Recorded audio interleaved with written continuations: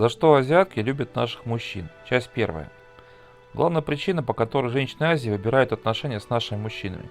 Серьезный разговор о приятном. Правда, нашим женщинам не понравится. Часть первая. Эпическая. Азиатки предпочитают европейцев. Обычно я пишу про отношения с азиатками со стороны мужчин. Причина очевидна. Азиатки для нас – женственность и экзотика. Конечно, потом мы поймем что-то еще. Но всегда все начинается с момента, когда мы западаем на ту смуглокожую девчонку с раскосыми глазами и волосами, что струятся черной шелковистой волной. Но что они сами думают про отношения с мужчинами европейской расы? И для них это всегда вызов своему обществу. Даже не так, не что думают, а почему они с нами. Конечно, я абсолютно уверен, что азиатки любят нас за фантастическую харизму, красоту и богатство. Правда, не так уж мы и богаты, да и внешне далеко не Аполлоны. Но почему тогда? Ведь о практичности азиатских женщин слагают легенды. Из каких таких наши качества азиатки буквально слабеют? Вопрос в высшей степени важен, но задумываются об этом редко. А ведь очень зря. Виновато в происходящем безобразии не наша нечеловеческая харизма. Тут крайним оказалось само устройство традиционного общества в странах Азии. Также свой вклад внес неизвестный китаец, разработавший концепцию инь-янь. И, конечно, отметился Конфуций со своим устройством правильного государства. И не забудем буддизм с его просветлением и циклами перерождения. Все это бросаем в одну кастрюлю и варим пару тысяч лет. А в итоге азиатки любят европейцев. Азиатки, инь-янь и Конфуций. Вначале замечу, в данной статье под европейскими мужчинами и женщинами я понимаю всех носителей европейской культуры с белым цветом кожи. То есть по определенным признакам обобщаются жители США и России, Украины и Греции, Болгарии и Канады, даже Нидерландов и Люксембурга, хотя с ними уже не точно, уж очень они странные. Понятно, что уровень достатка в Европах и Америках весьма отличный. Однако проблемы в области отношений похожи. Просто в одних странах институт брака испытывает серьезные сложности, как в США, в других же он просто умирает, как у нас. Тем более любопытно, что претензии к тем, кто на другой стороне гендерной баррикады, всегда одни и те же.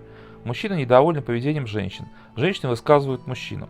И вроде обе стороны говорят здравые вещи, но сама возможность построить долговременные отношения становится все более призрачной. Но хватит про европейцев, ведь нас интересуют азиатки. В китайской философии идея инь и ян означает единство противоположностей. Ян – это сила, огонь, свет, высокое мужское начало. Инь – слабость, холод, тьма, низкое женское начало. Известный конфуцианский ученый 17 века Ван Чуаншань развил идеи Конфуция и детально обосновал приниженное положение женщины. Чтобы, значит, сидела тихо, больше шуршала по хозяйству, не мешала мужчине творить великие дела. Ван Чуаншань к стихии инь относил ничтожных людей, женщин и варваров. Такой себе логический ряд, но какой яркий пример гендерного шовинизма. И хотя философия вещает нам про единство, уже по приведенным примерам понятно, что в Китае относиться к ян намного престижнее. По конфуцианству личность должна жертвовать своими интересами во имя общества.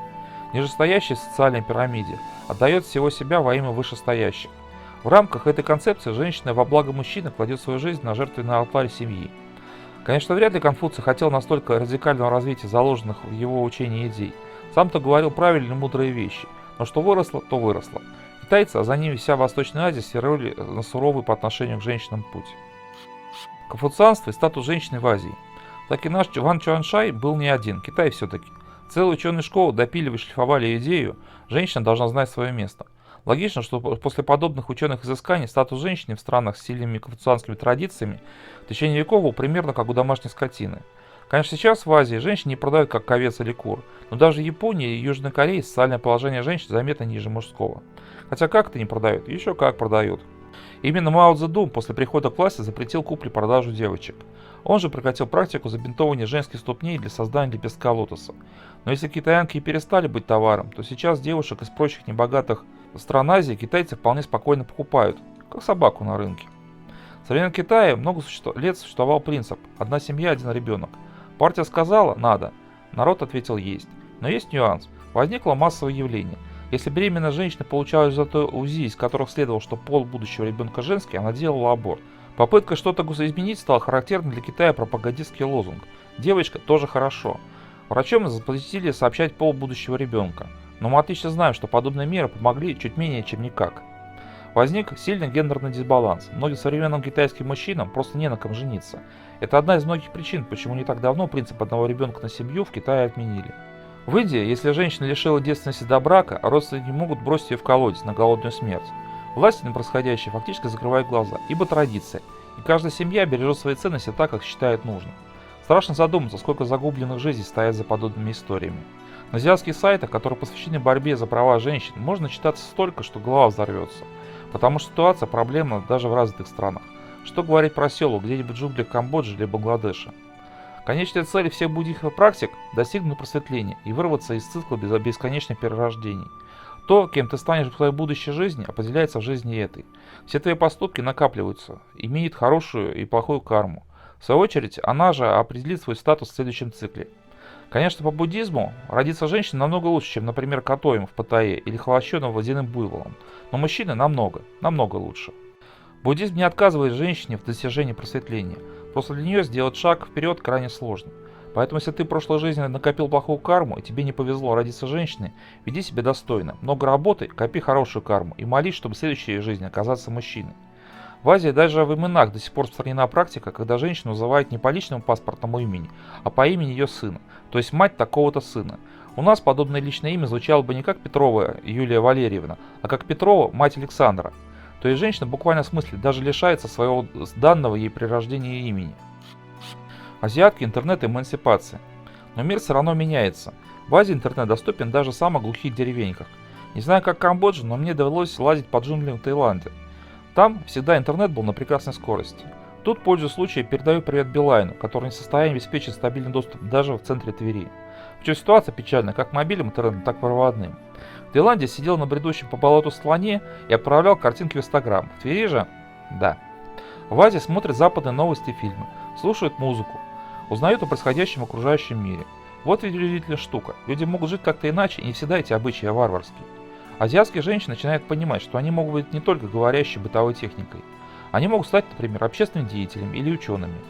Пока ситуация все так живут, сложно мечтать о чем-то другом. Ты не можешь сравнить и ценить свою жизнь. Интернет же открывает двери в иные миры. Потом в Азии с каждым годом социальный запрос на равноправие мужчин и женщин все сильнее. Женщины даже при наличии обеспеченного мужа устраиваются на работу, просто чтобы не сидеть в четырех стенах. Они хотят развиваться и общаться. На самом-то деле это выгодно и государству. Потому в том же Китае пропаганда приучает граждан к мысли, что женщины тоже человек. Но в целом ситуация по-прежнему сложная. Жена может стать пилотом боевого вертолета, руководить корпорацией и даже страной, но все равно ее будут воспринимать прежде всего как домохозяйку. Мужчины пытаются закрыть женщину дома, женщины рвутся на свободу. Отношения на гендерном шафоте. Итак, к чему мы привыкли в отношениях? К выносу мозга по всякой фигне. Нашим женщинам все мало и все не устраивает. Вагон, тележка, хотелок, претензий. Мужчины всегда и во всем крайние. Ну да, это взгляд с этой стороны баррикады. Правда, подобным образом дела обстоят у многих. Статистика разводов в России тому подтверждение. Из 10 браков распадается 7. Как известно из сказки, нашим женщинам уже мало быть госпожой или царицей, подавая статус богини. Женщины говорят про равенство, но легким движением руки мужчина превращается в слугу. Ко всему наши женщины привыкли, что они в любой момент могут выпихнуть мужчину на мороз. А замена начнется в течение 5 минут. Покладистых идиотов предостаточно. Собственно, я женщин понимаю. При таком раскладе с чего будем быть другими? А ведь изначально европейский феминизм был здравой и правильной идеей, которую я искренне поддерживаю. Вот только он давно выродился в уродливого монстра, цель которого исключительно манипулятивная. Да и в целом женщина с мужскими повадками выглядит, скажем прямо, так себе. Так что я с иронией смотрю на наши свадебные кортежи. Не знаю, как в американских штатах, но если у нас 7 из 10 браков распадается, точку невозврата мы уже прошли.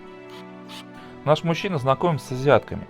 И вот мы неспешно добрались до стадии знакомства азиаток с такими клевыми именами. Наш мужчина с багажом чудесных отношений попадает в Азию, где он благодарен просто за то, что он спрашивает мнение женщины. И что самое удивительное, он с этим мнением все считается. Знаете, какой момент в отношениях с азиаткой считают для себя одним из ключевых? Что их уважают как личность, что их элементарно слышат, признают за ними право на собственную точку зрения. Просто для понимания. Для азиатской девушки из богатой семьи выйти замуж за европейца – это единственная возможность не стать замужеством говорящей бытовой техникой. В противном случае придется смириться и принять положение вещей. Или всю жизнь бороться с мужем, своей и его семьей, общественным мнением. И все больше азиаток это понимают. Конечно, я сейчас провожу достаточно сильное обобщение. Все-таки получившую хорошее образование китаянку или кореянку из обеспеченной семьи будет проблематично заставить приносить тапки. Но общий принцип таков. Брак для женщин в традиционном для Азии конфуцианском смысле этого слова не то чтобы каторга, но полный отказ от самой себя, от личной жизни, своих интересов и мнений, своей карьеры. И это одна из причин, почему китаянки, кореянки и японки не торопятся замуж. Тем временем любой наш адекватный мужчина воспринимает женщину как человека с равными правами. Но понятно, что мы разные. Талант и умения у нас тоже различаются, но в смысле прав мы точно равны. Просто для нашей культуры это норма. У азиаток от такого подхода просто срывает крышу. Приведу простой пример с походом в кино с азиаткой. Я уже писал об этом. Момент характерный, говорит о многом. Когда мы приходим с азиаткой в кино, сложно узнать, какой фильм она хотела бы посмотреть. Если точнее, ни разу не смог добиться конкретики. Они говорят, что хотят посмотреть тот фильм, который интересен нам, мужчинам. А что хотят они сами, то, что хотим мы. Все, круг замкнулся. Но они обязательно скажут, что благодарны за интерес к их желаниям. И глаза в такие моменты загораются.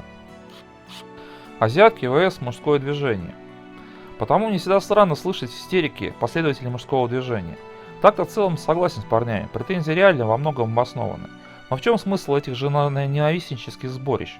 Где конструктивные идеи и решения? Ведь если не складываются отношения тут, какой смысл иссекать ядом и метать молнии в сторону плохих женщин? Не получилось тут, перешагни и пробуй там. Знакомься в Азии. Надеюсь, на азиатских странах казаков никого не забанили. Да даже если так, ну мало ли. В Азии можно знакомиться просто на улице. Конечно, есть своя специфика, но все реально. Даже в Таиланде с серьезными тайками. Знатоки поймут, что это нечто такое, сложное. Вообще у меня в качестве дополнения к одной статье вытекает целый цикл, объем на книгу. Нюансы истории можно разбирать бесконечно. Но пусть здесь вам выкатывают бесконечные претензии, кормят обещаниями, исполнение которых привязано к реализации не менее бесконечных женских хотелок. Да и ладно. В Азии нормальная статистическая женщина рада вполне обычным состоявшимся адекватному мужчине, который уважает и ценит. Задумайтесь об этом, ужаснитесь, взглянув на пропасть между нашими женщинами и азиатками. Вспомните проблемы в своих отношениях. Бесконечное выяснение отношений, и ты там во всем виноват. А теперь только представьте, азиатских женщин буквально в смысле восхищает простой факт, что мужчине может быть интересно и важно ее мнение. Конечно, ни одни отношения не бывают безоблачными, но черт возьми, такие мелочи очень много значат. Наверное, именно поэтому в течение часа с азиатской девушкой мне было много лучше, чем за год с представительствами нашего прекрасного пола. И еще, многие вещи, которые тут на отношениях ставят жирный крест, в Азии зачастую воспринимаются как незначительные. Как пример, чего стоит инвалиду создать отношения с нашей женщиной? И сколько в итоге будет подводных камней? А ведь многие азиатские женщины на подобные недостатки смотрят совершенно спокойно. Ну и сейчас мы обсудили, за что азиатские женщины нас любят. В следующей части, за что азиатки нас обожают. Для нас знакомство с азиатками – это дорога с односторонним движением. Кому-то будет интересно, что для азиаток белый мужчина как минимум не меньший фетиш. Хотите узнать почему? Оставайтесь с нами. С вами был Серпи. Благодарим за просмотр. Оставайтесь с нами и до новых встреч.